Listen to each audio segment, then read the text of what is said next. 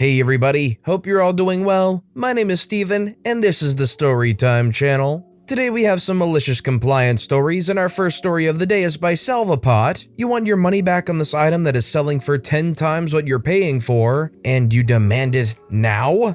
Sounds good. I run an anime/geek store, and we are really lenient with pre-orders. We used to not require a deposit to make an order, and in case you needed more time to pick up an item, all you had to do was ask. We could also hold the items for as long as needed in our storage if you wanted to gather a lot of items so you could save on trips/shipping. Back in February, Funko released a special edition vinyl pop of Naruto Hokage. This one in particular had a 1 in 6 chase variant that ended up reaching up to a resale value of $130.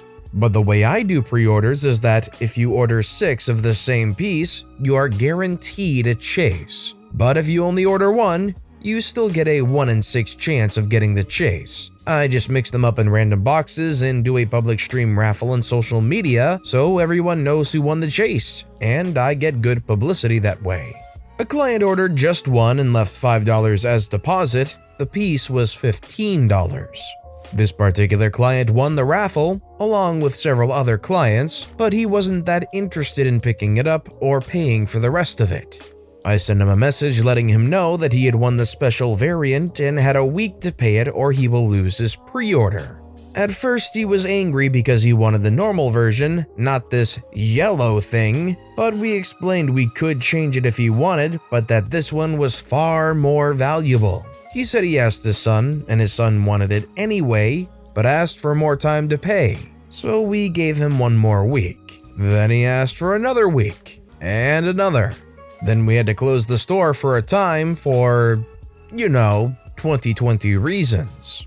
And we told him we had to close, but we could still schedule an appointment to give him his item or wait until the worst passed. He never answered. Eventually, we were able to reopen the store with regulations in place and send him another message telling him we can save it for as long as needed in these strange times. He still didn't answer the messages, but at this point he arrived at the store and demanded for his money back, citing how we were in the middle of what was going on, fair, and he couldn't waste money on frivolous plastic, also fair. I asked him if he was sure, and even showed him the price the figure was selling for. At that point in time, the chase figure was selling closer to $150, and he just had to pay retail price, so about $10 more for it. He said he was sure I had made up the numbers, that he had ordered the figure for his son, but he didn't deserve it, harsh, and just demanded his money back. I just said, fine, I'll give you your money back. Also, I'll just put this figure out for sale. He just said, whatever, just give me my money. I made a point to grab a post-it note that I used to put prices to not damage the box, write in big black letters, $90 last one, and put it on the glass window that leads to the street. I could see him turn his eyes while I did this. While my employee was giving him his $5 back and giving him a receipt, a young man knocked the door. I gave him some cleaning goo, checked his temperature, and let him in. He immediately asked to buy the Naruto chase figure. The angry man's eyes went wide open over his mask as I picked the pop and guided the young man to the desk, where he handed me the bills one by one. The angry man stood there shocked as the younger man was gushing about how hard it was to get that figure and how he was getting it for half the price other places were asking, and in such perfect condition too. I couldn't have had a better reaction even if I paid him for it. The young man completed his purchase and left as fast as he came. The angry man looked at me, almost as if accusing me of taking advantage of him. I just said, well, you got your money back. I'm happy you are happy. If you need anything else, please let me know, and stay safe out there. The man just didn't have much else to say and left. Kind of a small and silly thing to feel good about, but 2020 hit us so hard that any unexpected profit was cause for celebration. So we celebrated that good sale with some instant ramen, Naruto style. If you were the salesperson in the situation and you knew that they were making a mistake trying to get a refund, would you fight a little harder than OP did, maybe Google some results online of sales on maybe eBay or some platform like that, and try and get it through to this guy that it's worth way more than what they're trying to refund it for? Or would you let them lose out? Let me know in the comments down below. Our next story is by Chi98. The time I lost my store about $1,000 to stick it to my boss. So this happened back around 2015 when I worked at our favorite office supply company that resembles a paper-stabbing paperclip. I was a pretty good employee. I worked in the tech section. I upsold the BS that they wanted us to upsell and downsold the crap they wanted us to downsell. I had been there for a while, so I noticed some inefficiencies in the procedures in the computer repair bench that I was working at. So I started modifying the procedures, and our productivity improved a little. The managers didn't care. Customers were happy that their computers were actually done on time. Everything was going smoothly except for this one guy in the morning shift. For no explained reason, he hated me. I flat out asked him once what his problem was, and he pretended that there was nothing wrong, etc. Well, we get a new manager, and I get my butt handed to me about how this guy didn't like how I was doing things because it wasn't per the manual.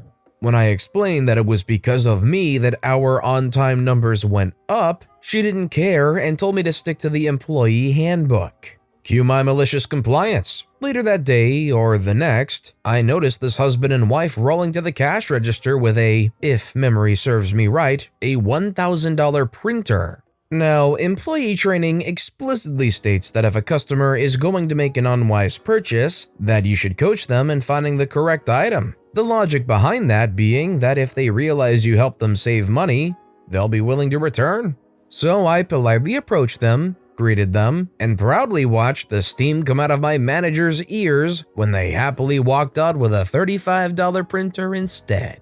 Hey, I'm just following the employee handbook. The boss never learned her lesson. I quit like a week later because I had to prepare for finals, and last I heard, the store went downhill from there. Imagine taking these steps and implementing procedures that overall help the company, and then a new manager comes in and just tears all that up and is saying, oh, well, it's not formally written down, so therefore, we need to go back to the less efficient system. Gotta love micromanagement. Our next story is by Sonic Sparky, Found in Translation. This is a story that was told to me by a relative of some relatives a long time ago, 20 plus years. I'll try to recount it as I remember it. I believe the owner of this malicious compliance may have been exaggerating a bit, but it did end up giving me a nice chuckle. So this distant relative, let's call him Joe, was working as a contractor, translator at an international organization, specialized in Arabic to English and vice versa. Now, it's Joe's job, working in the translator room, to listen and then translate into the microphone so that the other delegates can listen to the translation through their headsets. This was his last week on the job. So at an international summit, the leader of a delegation from a rich Gulf state gets to the podium and starts to deliver his speech in Arabic. A good minute into his speech, and Joe hasn't translated a word. Finally, he says in English, "Good morning, ladies and gentlemen," and then waits a few more seconds before translating the remainder of the speech. Joe's supervisor, Martha, who he has had many problems with, notices this and asks why he's waited so long before just saying good morning. He said because the introductory welcome of most of these speeches is just so long and doesn't really add much benefit, so it wasn't worth translating it word for word. Just an FYI, it usually goes something like this. Peace be upon you, ladies and gentlemen, esteemed delegates, your excellencies, kings and queens, presidents and dignitaries, and a couple more sentences along those lines. Martha was livid. You translate every word they say, word for word, nothing less. If they make a mistake, you translate it as it is. If they use a wrong word, you translate it as it is. There is no selecting what you translate and what you don't. This apparently did not go well with Joe, and he was waiting for the right opportunity to maliciously comply. He didn't have to wait very long. A couple of speeches later, and the delegate from Japan gets up and starts his speech in English.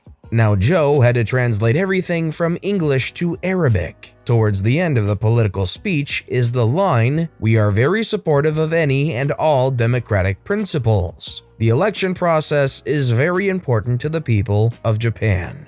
Joe is translating in tandem, and as soon as Joe stops, all non-English speakers that were listening in on the Arabic translation were in fits. Martha once again notices this and looks to see who was translating. Her eyes glare at Joe. "What did you do?" "Me?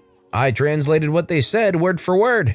Just an FYI, many countries that don't use English as a primary or secondary language, and that utilize languages that are missing certain sounds, pronounce things differently. For example, the letter P doesn't have a counterpart in the Arabic language, so most Arabic-only speakers will pronounce it as B, since it's the closest sounding one. In Japan, for reasons I don't know, the L and R pronunciations in English are reversed. I was once offered a boar of lice at a restaurant, bowl of rice. Now Martha didn't understand Arabic, she was specialized in Spanish, so she had to find a person that had heard what was said and ask why they were laughing. This is what Joe said in Arabic. "We are very supportive of any and all democratic principles. The erection process is very important to the people of Japan, and to all Arabs as well, if I might add." He translated word for word and didn't drop anything. He understood exactly what they were saying, but chose to follow the rules instead. If anything, he spiced it up a little. That was his last shift. Depending on the person, this job might have a little bit too much power. You have to always really vet those kinds of people that end up in this position, so that whenever they're translating, they're actually properly translating. Especially during that cherry picking when they choose when and when not to translate. Although it's boring or tedious, all of it should be translated. This next story is by Just a Noob Dev 69. Nice. Let's reinvent the wheel. Okay, boss. I worked as a full-stack developer in a startup company. The company had a client that requested a website that will only be up for 3 days and with live streaming. Our CEO quickly saw the opportunity and briefed us that everything here will be reused for all future clients that need the same feature. Just for info, I was hired with a job description of creating APIs, dashboards, and whatnot, typically more on database and API integration. For non-IT people, basically you automate the usage of other companies' product. So as someone who has no idea how to implement the live streaming, and someone who has every idea how to implement an API, I quickly looked for companies that offer live streaming APIs. I found Wowza and Vimeo and suggested them both. This CEO also saw something before that meeting about a company that creates its own products instead of outsourcing it, and later on sells it. He fancies this idea, so he threw my suggestion and was like, "Why can't we do this?" And I was like, because we're a 10-man team with only mobile developers and web developers, we don't even have a tester at this point. Long story short, he really loved that idea and made us create our own live streaming platform. I made sure that he understands that none of us are qualified to do that. I'm the most senior web developer in that company, and everything we'll do is something we learned 2 nights ago. So the reinvention of the wheel is now a go.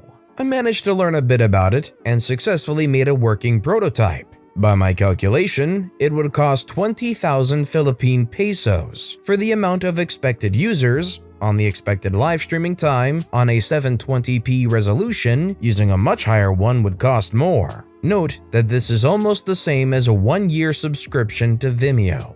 So we launched the product. Imagine a car that was built using 30 different models from 30 different manufacturers, joined by glue gun and duct tape. And my boss thought it's nice to give some perks to our first customer for this product. So we allowed using the live streaming server for double the time and quadruple the resolution. And you guessed it, we basically had a server bill 3 times what it would cost for a year of subscription at Vimeo. Plus, that's only for several hours of usage. You really gotta learn to trust the resources that are out there online. Things like the cloud, established streaming platforms, and every single day they continue to get more and more user-friendly and more capable of doing incredible things. Especially live streaming, that's a lot of work to make your own live streaming platform of sorts.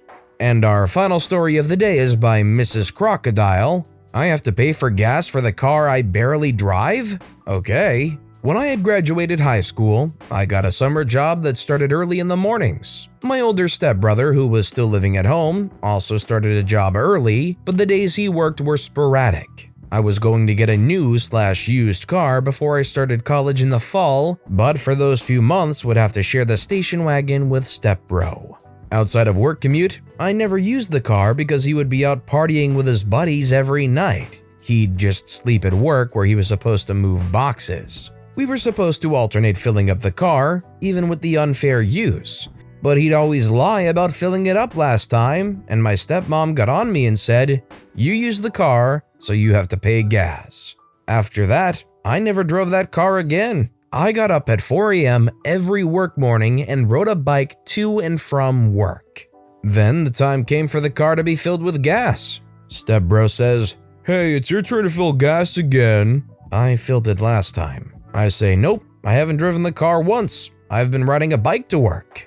He was stuck with his signature stupid look on his face and looked at his mom, who was mad and about to say something until my dad said, "That's right, she hasn't been driving. Buy your own gas." My stepmom bit her tongue but looked furious. Stepbro still looked like he'd come across a difficult math problem he couldn't solve. Good on OP for standing up for themselves when people are trying to take advantage of them. Although OP has to wake up super early and bike every single day, they're willing to stand up and do that rather than get pushed around and their money basically stolen from them. Kudos.